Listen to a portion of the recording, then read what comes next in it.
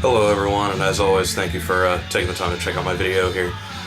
A few people might know that are actually on my Facebook page that I help run a small vinyl community page in my area here, where basically locals get together and talk about the vinyl in their collection and their recent scores, and hopefully we'll eventually get together to set up trades and things like that. But recently on that page, someone asked a question of what are your 5 favorite albums in your collection, and I figured instead of just listing them, I thought it'd be more fun to take a video to kind of explain why they're my favorites. Some are my favorites based on the music, and others are my favorites.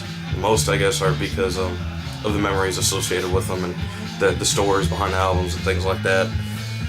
So I'll go and get started with what I'm actually playing right now. This is kind of like the unofficial 6th favorite in my collection. Is my copy of In-A-Gadda-Da-Vida by Iron Butterfly. This is original. I love this album. I love the memories behind it. I just remember in high school playing it all the time on CD and listening to it with my friends, and we'd actually go to the pool hall all the time. We'd play it on the jukebox because it's 17 minutes long, and we wanted to get the most out of our money, and it just kind of grew on me, and I just had to have the album. This is one of the few albums I actually have on vinyl, CD, and cassette, so it is one of my favorite albums of all time. So I thought it'd be fun to include that one here in my top 5 list, even though it's really number 6, I guess.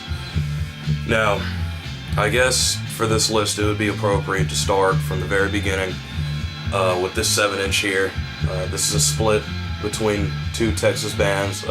This side is a band called Blaspherian, and this side is a band called Adumas.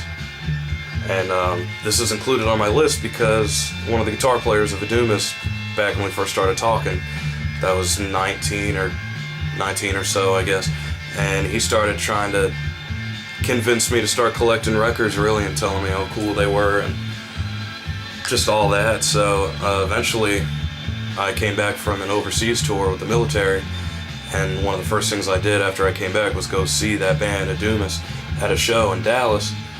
And I actually picked this 7-inch up from them, and it was the first record I ever got. So I thought that was pretty cool. I didn't even have a turntable back then, and I wanted to pick it up to start my collection because I thought it'd be a cool little thing, and it has been. It's been a short journey, I guess, of about 7 years of off and on collecting, and it's starting to pick up again at the craziest pace I think I've ever gone at. But this 7-inch is real special to me, and it's got a couple of killer songs on here, and of course Blaspherian as well.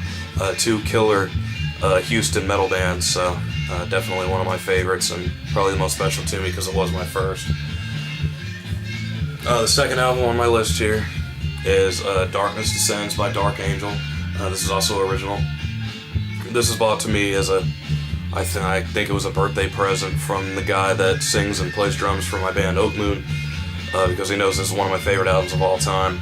It's also actually one of those promotional copies there, and I love this album. It's one of my favorite thrash albums. I think it's underrated, and I listen to it all the time. I play this constantly, so another one of my favorites here.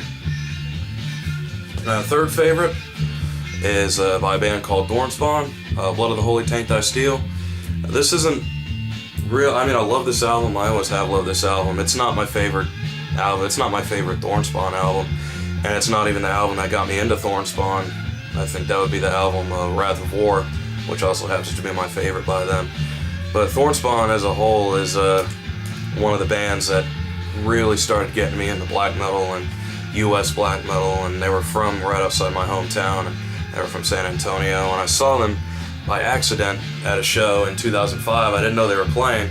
I went to go see the band Cryptopsy when Lord Worm came back on vocals, and I walked into the venue, and this band had just started playing, and I saw that they were all in corpse paint and spikes, and they were black metal, and I saw that the drummer was doing the vocals, and I knew Thornspawn had a vocalist that played drums, so I thought, well, this must be Thornspawn. And ever since I saw him that day in 2005, I was hooked, and they introduced me to a lot of great bands, and a lot of the current and former members of this band have been good friends of mine and good people to me and big supporters of my band. Now, the reason this makes my list instead of one of the other albums, because I do have them all on vinyl, is because this is a personal copy that belonged to my friend JR, and it was actually signed for him.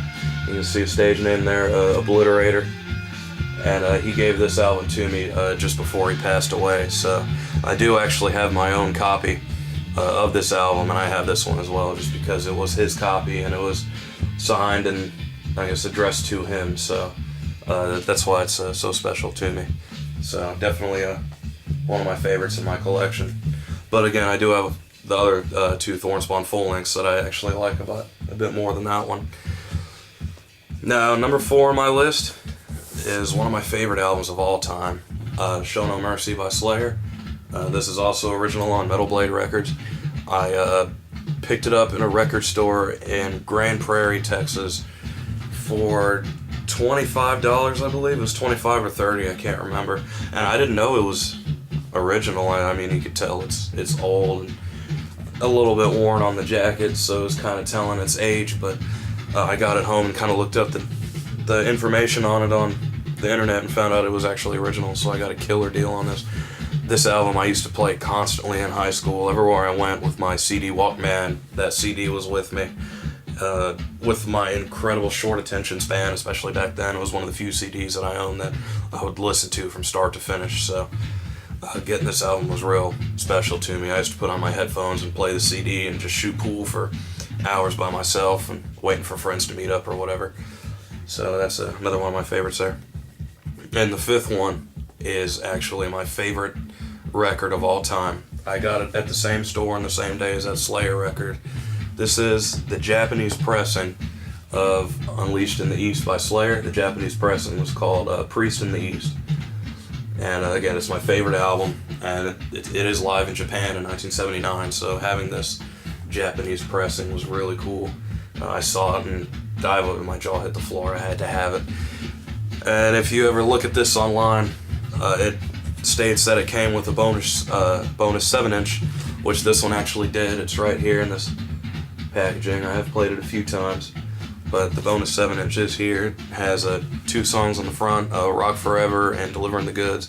On the back, Hellbent for Leather and Starbreaker. So definitely cool to have these, and that it came in the full set, because it is my favorite album of all time. I actually keep this one and just a couple others in a frame, and I don't really play this one just because I have a more common American pressing of the same record, so if I already have it on vinyl, I'd rather keep the rare one in its frame and play the exact same thing on the American pressing. So that about does it for my top 5 favorite albums, with the bonus one of the Iron Butterfly.